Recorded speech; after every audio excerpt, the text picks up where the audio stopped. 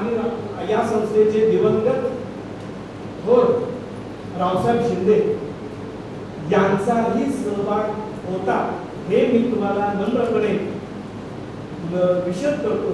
कारण यशोदामधल्या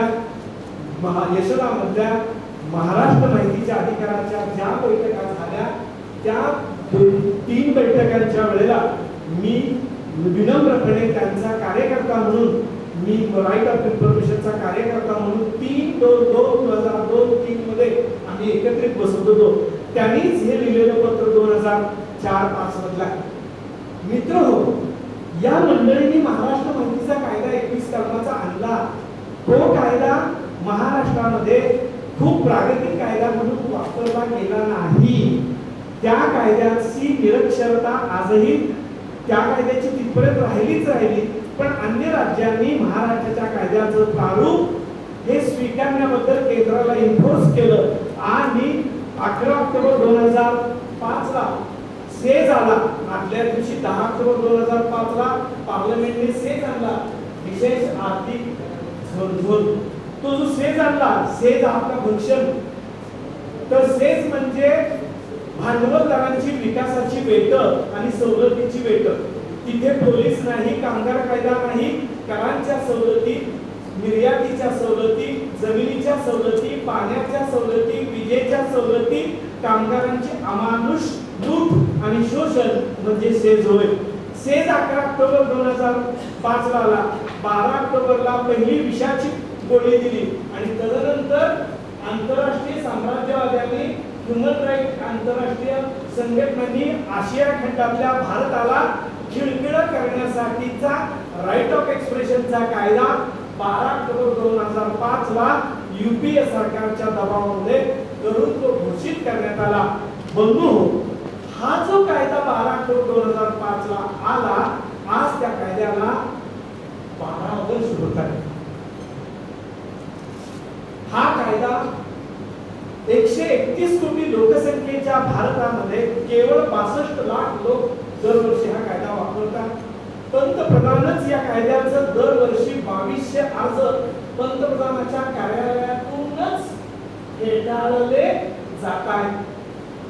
एनजीओना या कायद्याच्या कक्षेत आणायचं का नाही त्याच्यावरती मग फार मोठा घनघोर चर्चा चालू आहे.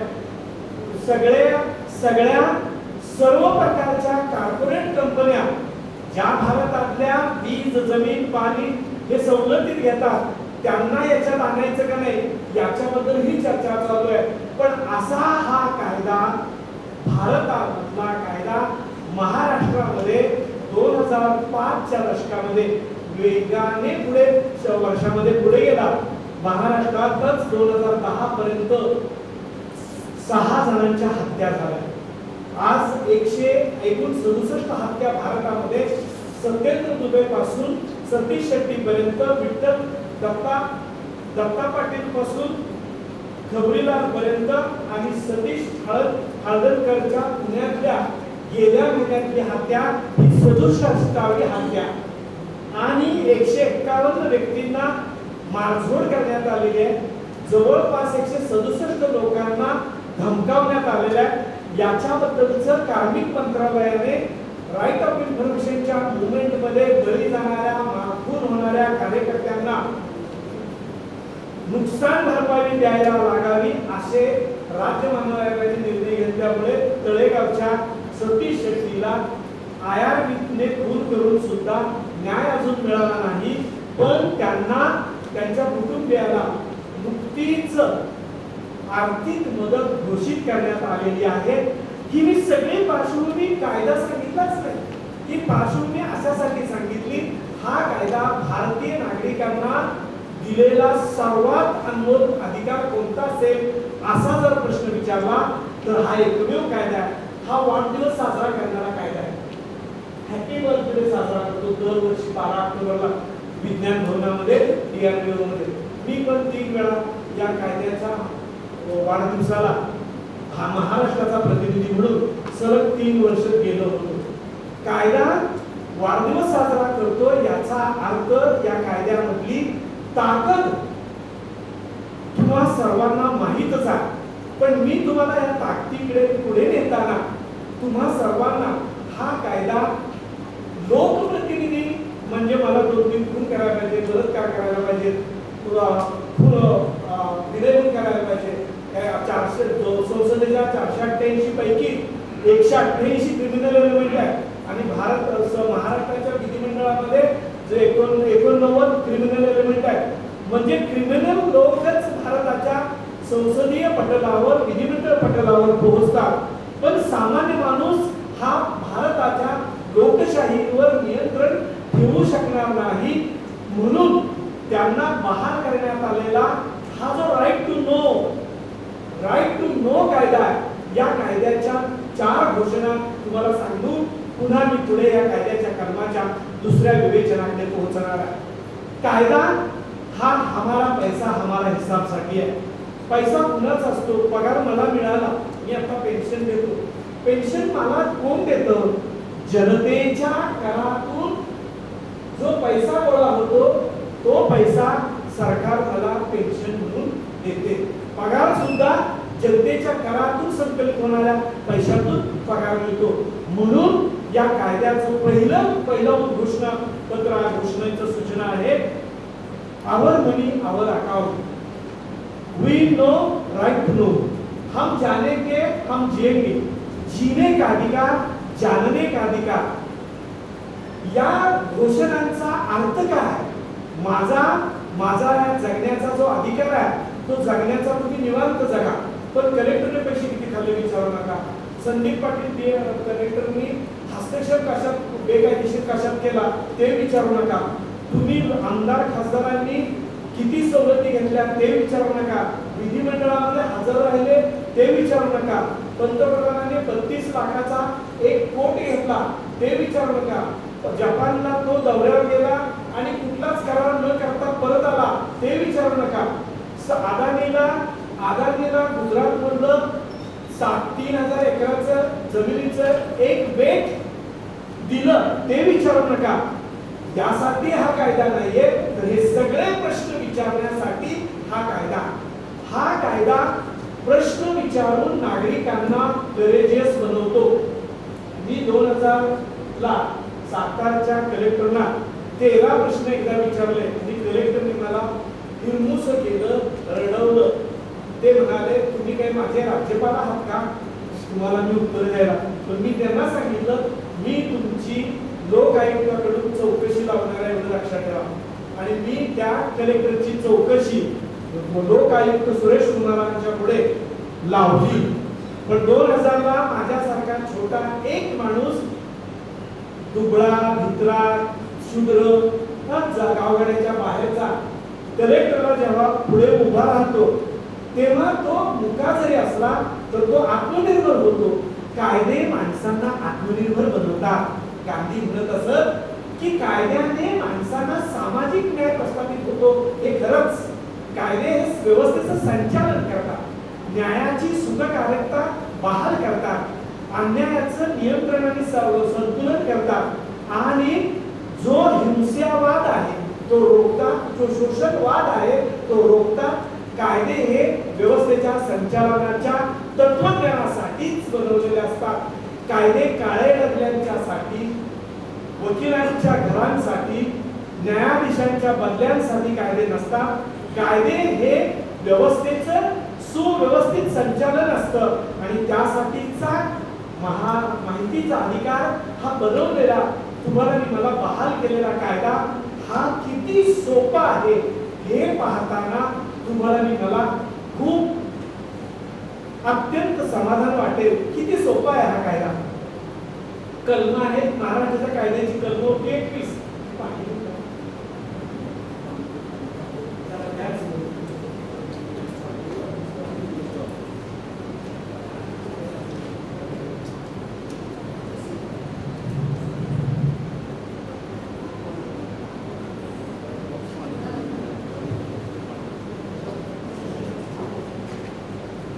महाराष्ट्राच्या कायद्यामध्ये 21 कलम होती, केंद्राच्या कायद्यामध्ये 30 कलम आहे. हा कायदा संसदेने पारित केताना कोणाला हा कायदा लागू आहे त्यांच्या सगळ्या तरतुदी क्रमनिहाय मी जरा तुम्हाला सांगणार आहे. तुम्हाला उपयुक्त होणार आहे त्यातल्या 8 कलम 7 कलम आणि 11 कलम एवढाच मी जास्त त्याच्यावर ट्रेस देणार आहे, तोच फोकस माझा आहे. तुम्ही ज्यामुळे हैराण आहात, त्रस्त आहात, तुम्हाला खंडणी भागीदारांच्या दबावाला तोंड द्यावं लागतं, तर त्याचीच मी जास्त विश्लेषणाने माहिती देईन. मी तुम्हाला नम्रपणे सांगताना हा कायदा लागू कोणाकोणाला होतो? केंद्र लोकसभा व राज्यसभेने पारित केलेल्या, राज्याच्या विधान परिषदेने पारित केलेल्या कोणत्याही सार्वजनिक संस्था ज्या या कायद्याखाली पारित केलेल्या संस्था ज्या आहेत त्यांना हा कायदा बंधनकारक आहे. ज्या संस्था जमीन, पाणी, वीज सवलतीत घेतात, अनुदान घेतात, पूर्णतः किंवा अंशतः अनुदान घेतात, त्या सर्व संस्थांना हा कायदा लागू आहे. हा कायदा भारतीय कंपनी कायदा याच्या आधारे नोंदणीकृत झालेल्या प्रोप्रायटरशिप असलेल्या अशा संस्थांना हा कायदा लागू होत नाही. हा कायदा सर्व प्राधिकरण जी आहेत त्या केंद्र आणि राज्याची जी प्राधिकरण आहेत त्यांना हा कायदा लागू होतो.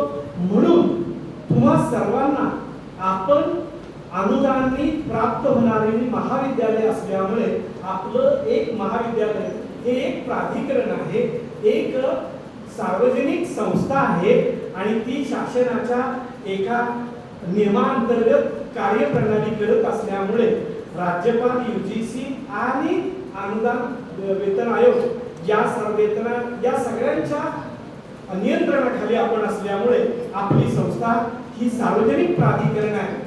हे मात्र प्रथमतः सर्व जनमाहिती अधिकाऱ्यांना, माहिती सहाय्यकांना, आपली अधिकाऱ्यांना माहीत असावं म्हणून मी हे सामान्य स्वरूप सांगितलं. हा कायदा भारतातल्या सर्व राज्यांना लागू नाही. काश्मीर त्यातून वगळण्यात आलेलं आहे. काश्मीर वगळता सर्व राज्यांच्यासाठी हा कायदा लागू आहे. काश्मीरसाठी 370च्या वादग्रस्त विधानामुळे, विशेष राज्य झाल्यामुळे त्याला वेगळा कायदा नुकताच गेल्या काही वर्षामध्ये करण्यात आलेला आहे. बंधू, तुम्हा सर्वांना या कायद्यामधली कलम सांगताना मला अत्यानंद होतो आहे. कलम 2 म्हणजे तुमच्या प्राधिकरणामध्ये असलेली विविध स्वरूपाची जी माहिती आहे त्या माहितीची व्याख्या कलम 2 मध्ये करण्यात आलेली आहे. काय माहिती म्हणजे काय? माहिती म्हणजे तत्वज्ञान, माहिती म्हणजे विज्ञान, माहिती म्हणजे सांख्यिकी असं नाहीये. माहिती म्हणजे जंजाळता, माहिती म्हणजे वर्णन, माहिती म्हणजे अहवाल, माहिती म्हणजे दप्तर, माहिती म्हणजे कॉपी, माहिती म्हणजे CD, माहिती म्हणजे डिसिजन, माहिती म्हणजे परिपत्र, माहिती म्हणजे सूचना, माहिती म्हणजे वर्णन, माहिती म्हणजे अंमलबजावणी. माहितीची व्याख्या बहुविस्तृत आहे. सगळे डॉक्युमेंट्स माहितीच्या व्याख्येमध्ये कलम 2 च्या ABCDEFG खाली माहितीच्या व्याख्येमध्ये ही सगळी स्वरूपाची माहिती येते. तुमच्याकडे कॉम्प्युटरवरती काही स्क्रीनवर ठेवले ती सुद्धा माहिती आहे. तुम्ही काही प्लॅनिंग केले ती पण माहिती आहे. तुम्ही निर्णय घेतले ती माहिती आहे. तुमचं मस्टर आहे ती माहिती आहे. वेळापत्रक आहे माहिती आहे. रजिस्टर आहे माहिती आहे. किर्द खतावणी आहे माहिती आहे. वेतन बिल आहे माहिती आहे. प्रवेश फॉर्म आहे माहिती आहे. प्रवेश प्रक्रियेची नियमावली आहे माहिती आहे. ही सगळी माहितीची तुम्हाला सर्वांना मी जास्त सांगू इच्छित नाही. तुम्हाला तुम्ही गेली काही वर्ष याची अंमलबजावणी करता. टंकलिखित मुद्रित स्वरूपातलं जे जे सांख्यिकी वर्णनात्मक आहे ते माहितीच्या व्याख्येत येतं. टंकलिखित मुद्रित जे जे आहे ते सगळं माहितीच्या स्वरूपात येतं. का मी फॅक्स पाठवला, मी ईमेल पाठवला, मी वेबसाईट खोलली, वेबसाईट ती ओपन टू ऑल ॲक्सेस आहे. त्यामुळे मी महाजालामध्ये जे काही प्रसारित करेन ते सुद्धा माहितीच्या व्याख्येत समाविष्ट करण्यात आलेला आहे. तुम्हा सर्वांना एक माहीत नसलेला कलम 2 चा भाग येतो आणि काही खास त्रास देणारे खंडणी बहादर असे माहितीच्या अधिकाराचे कार्यकर्ते कलम 2 च्या आधारे राईट ऑफ इन्स्पेक्शनचा अर्ज देतात, दप्तर तपासणीचा अर्ज देतात. जनमाहिती अधिकाऱ्यांना माझं नम्र निवेदन आहे की दप्तर तपासणी म्हणजे काय. मी आज आलो तुमच्या महाविद्यालयात आणि मला दप्तर तपासायचं आहे. मी दप्तर तपासण्याचा अर्ज साधा प्लेनवर करू इच्छितो. त्याला तिकीट लावायची गरज नाही. तो अर्ज घ्या, तो नोंदवा. त्यांनी त्याला जे दप्तर तपासायचं आहे त्याबद्दल वेळ आणि तारीख कळवा. प्रति 1 तास मोफत त्याला दप्तर तपासू द्या. पुढच्या तासांना अर्ध्या तासाला 5 रुपये प्रमाणे शुल्क आकारा. ही दप्तर तपासणीची कार्यप्रणाली कलम 2J मध्ये कायद्याच्या विवरणामध्ये स्पष्ट करण्यात आलेली आहे. तुम्हा सर्वांना एक सांगायला दोन माहितीच्या अधिकाराच्या कलम 2 मध्ये आयोगाच्या स्थापनेबद्दल केंद्र आयोगाची रचना फार महत्त्वाची आहे. तुम्ही सर्वजण महाराष्ट्राच्या राज्य माहिती आयोगाच्या कक्षेत येतात.